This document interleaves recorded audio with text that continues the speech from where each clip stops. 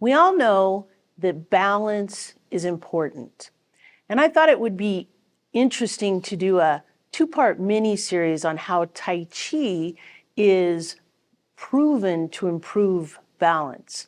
We'll look at the elements of what goes into improving balance, the underlying principles of columns, making sure your shoulders are in harmony with your hips, understanding being rooted and grounded, feeling the ground and understanding, letting your feet communicate with you, understanding your weight shift, your substantial and insubstantial, really distinguishing between those, understanding how to let your core, your Dianne, be your ruler, and to go with your natural rotation as you move. If we lose that rotation, it actually affects our balance.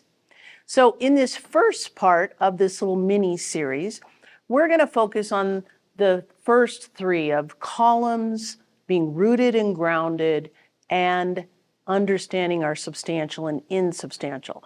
Know that all of these principles roll together in helping. We're not going to separate them out that much, but we're going to focus a little bit more on just kind of one-legged balance. Balance isn't all about just standing on one leg. This doesn't mean, if I can stand here for 10 seconds, it doesn't mean that, oh, I know all about balance. My body is perfectly balanced.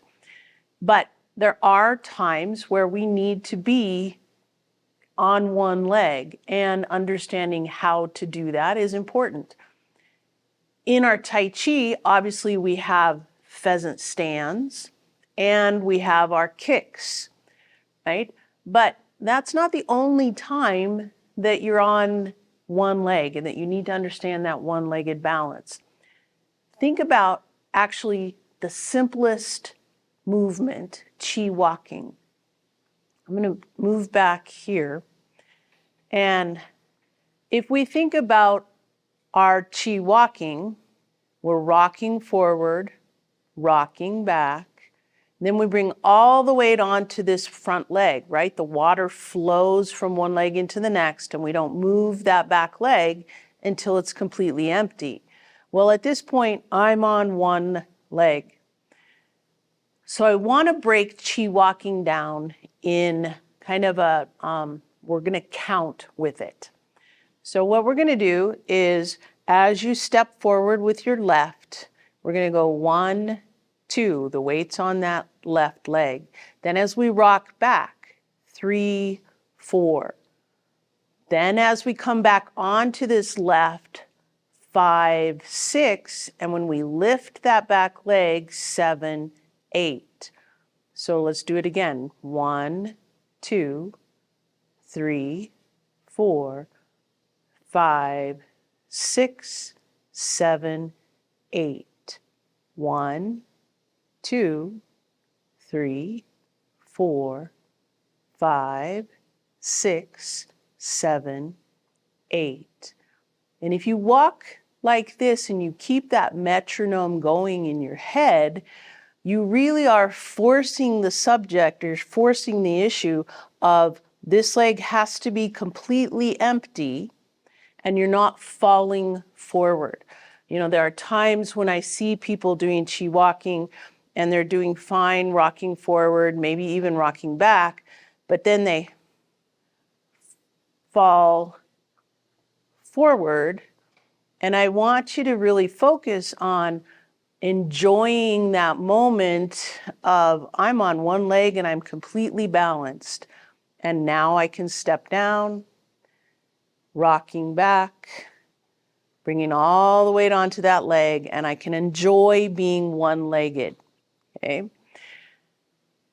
Let's look at Repulse the Monkey in terms of not only that substantial and insubstantial change, which is what we were just doing with the Chi walking, but in terms of keeping our columns intact, being rooted and grounded, and adding that idea of substantial and insubstantial change. So when we do our Repulse the Monkey, right? We're walking backwards, we're stepping, turning, stepping. Now, there's a moment where you have to be one-legged, right?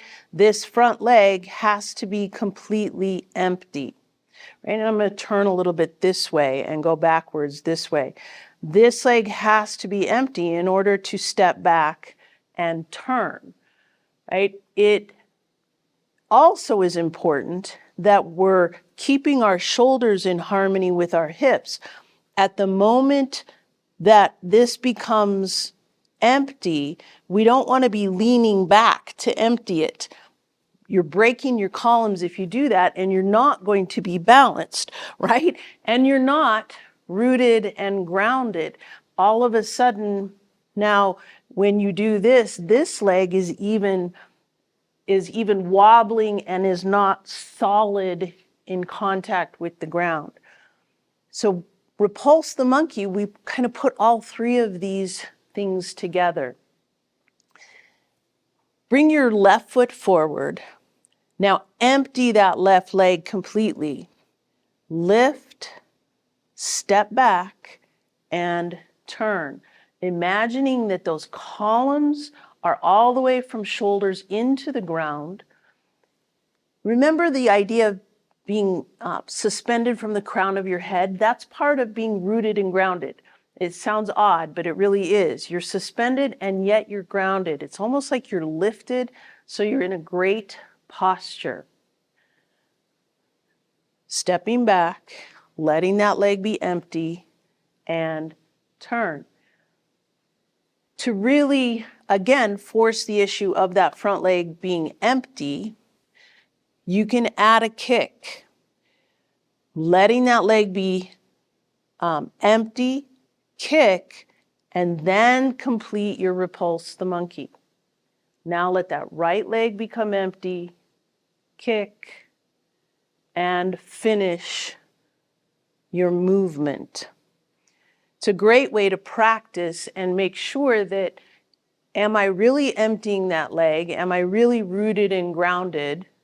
Am I really keeping my columns intact? Because the movement is not going to be balanced unless all three of those things are there.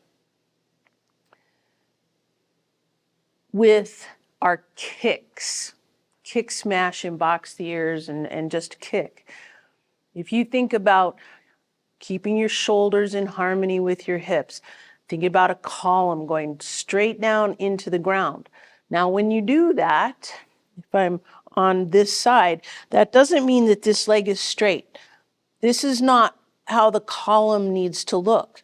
It's an imaginary column and it goes straight down, but this supporting knee needs to be slightly bent in order for you to be balanced and rooted.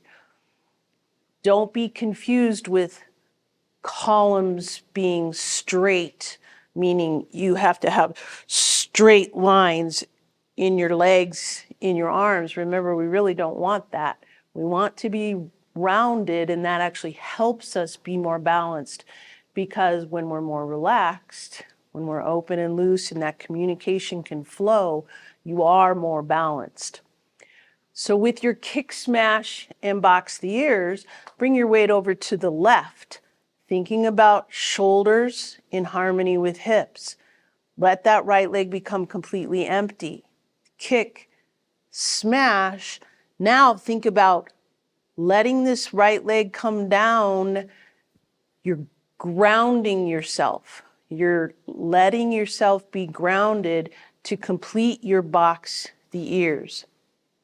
So when you do that, you're lifting, kicking, smashing, grounding, you're lowering that center of gravity and then coming forward with your box the ears.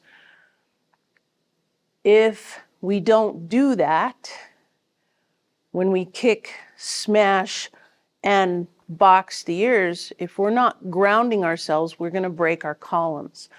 So that has to be important in keeping your kick, smash, and box the ears, is keeping those shoulders in harmony with your hips. Let's do it on the other side.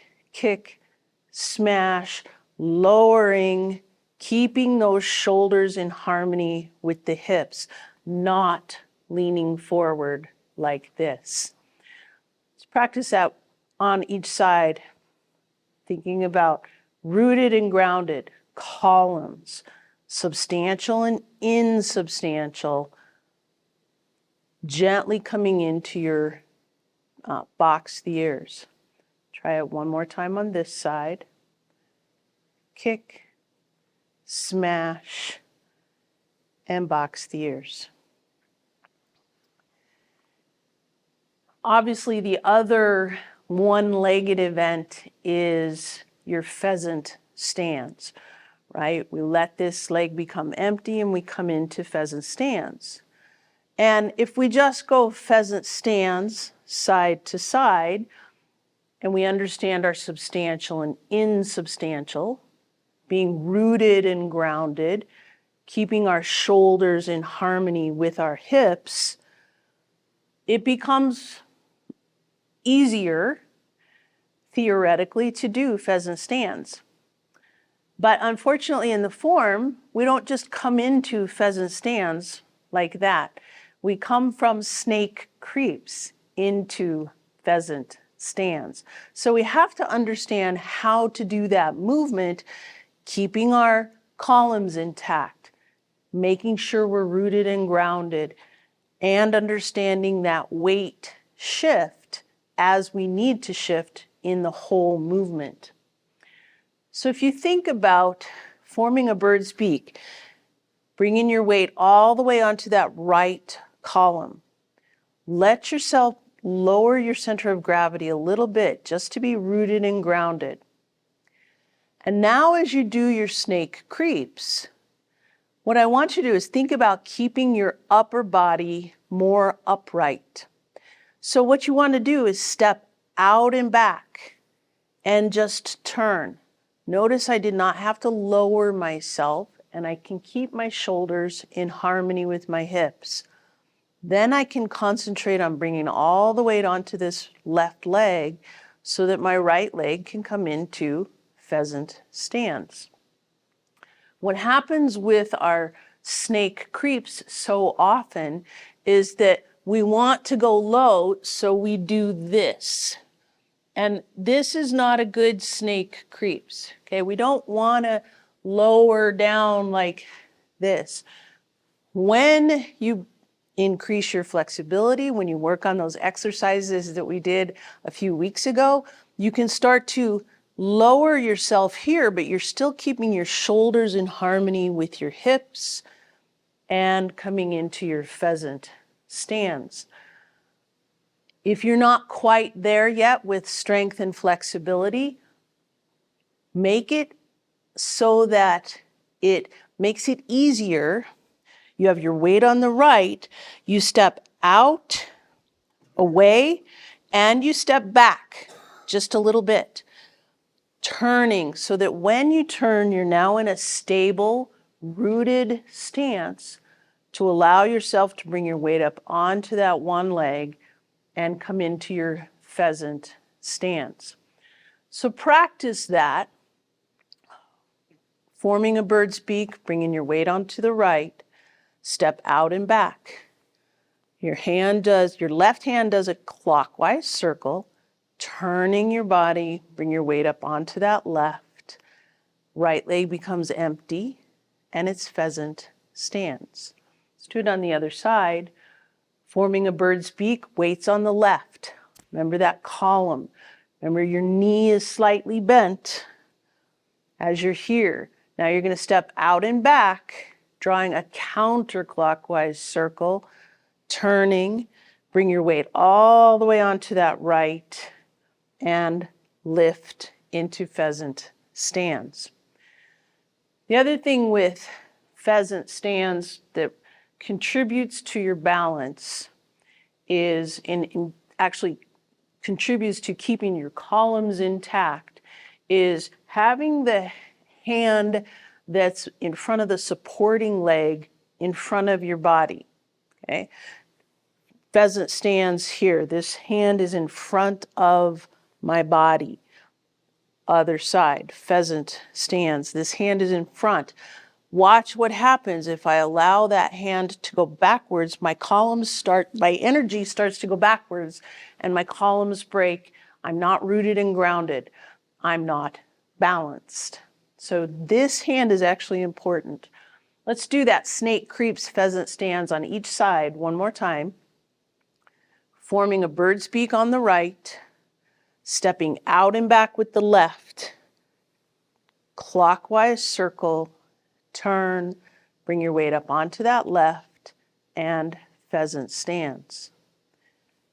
Then forming a bird's beak on the left, stepping out and back with the right, turning, bringing all the weight onto that right, keeping my shoulders in harmony with my hips. My right hand is in front, and I can lift into pheasant stands.